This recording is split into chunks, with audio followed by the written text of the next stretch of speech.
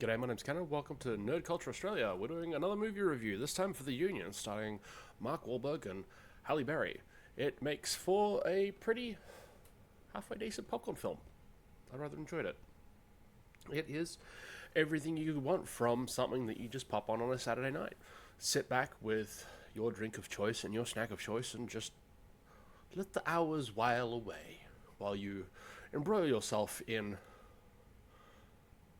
a story that's halfway decent, but let's be honest, you're mostly just watching this film for the cars and the guns. So here we go.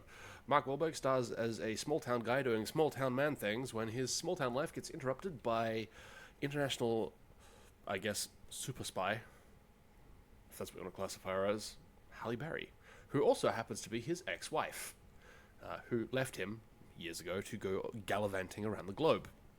She works for an agency called, you guessed it, roll credits, The Union. Her boss is Jonah J. Jameson. I forget his name. That's what I'm calling him. That's who he will forever be. Thank God for Spider-Man 1.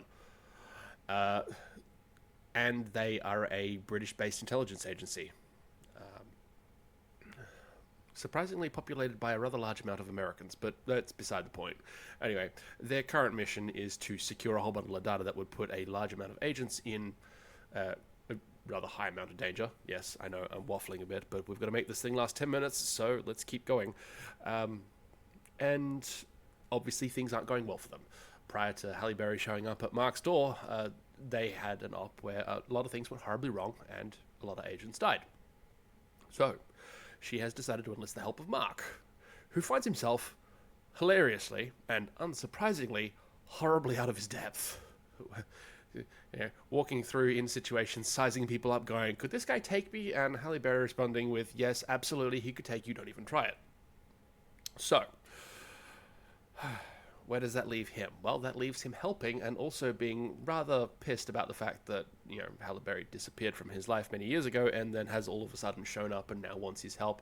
And not only that, but essentially kidnaps him halfway across the globe from his small town in the US to London in the United Kingdom.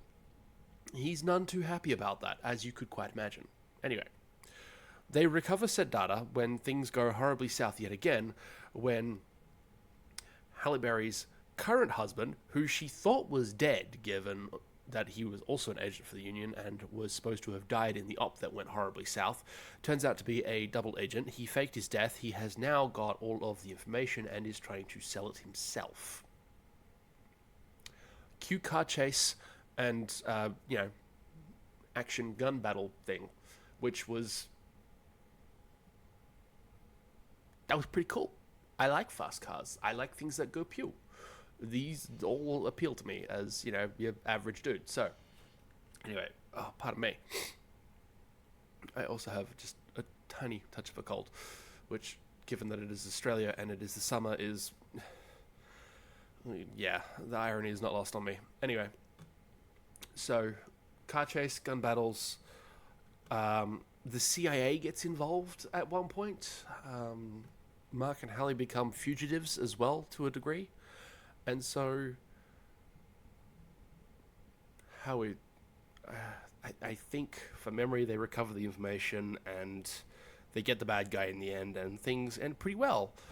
Throughout all this, obviously, Mark's character is exploring the nature of his suddenly rekindled relationship with Halle Berry's character, as well as the fact that, she just left him, divorced him, left him, out of the blue, had no idea, married, what, and then, having to then deal with all the other stuff, his subplot, having to deal with the fact that his best mate from small town USA is also getting married, and he's the best man.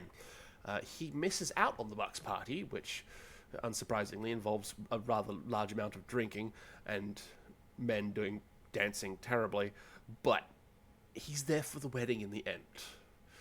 And just before the credits roll, Halle Berry's character and Mark's character are about to walk out to live happily ever after when Jonah J. Jameson rolls up and goes, hey, I got a mission for you. And they're like, could we have a bit of a holiday? He's like, fine, you get 3 weeks. Roll credits. The thing that threw me for a loop was there were a lot of photos that looked surprisingly old of Mark and Halle Berry, which, as you do, you go to Google and you search up, scholar history or what have you. No, they never went to school together. No, they didn't go to college together.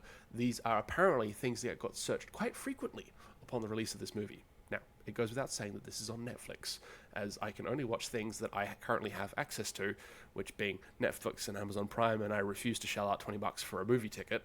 So I may be a little behind on some things, but we will get to there. Now, continuing on with The Union. Like I said, I liked it. I am a simple man with simple pleasures. I like pew pew, and I like fast cars. One of the cars I didn't expect was an updated version of the car that I drive, which is a Ford Fiesta. They made it orange, they made it fast, and it did a good job.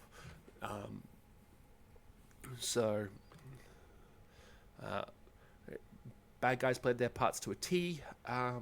Who's the former agent is the actor also plays Luke Cage. He wasn't bad either. That was a good showing for him. There was enough there to show off the physicality that he is somewhat known for from obviously his Luke Cage role. Mark Wahlberg plays hilariously outclassed middle-aged white dude very well. He gets his shit pushed in quite a bit, but also manages to kick back, very underdog kind of things. Halle Berry is not overpowered. Again, her fight scenes with other actors are very well balanced, I thought. But, then again, what do I know? I'm just your average dude. So, all in all, it was a good film. I enjoyed it. That's all I got time for. So, if you like what you saw, then please like, comment, share, and subscribe. Sorry that it's a shorter episode, but there wasn't really a lot to talk about with this one. It was good. It was fun, and I thoroughly enjoyed it. Thanks for watching.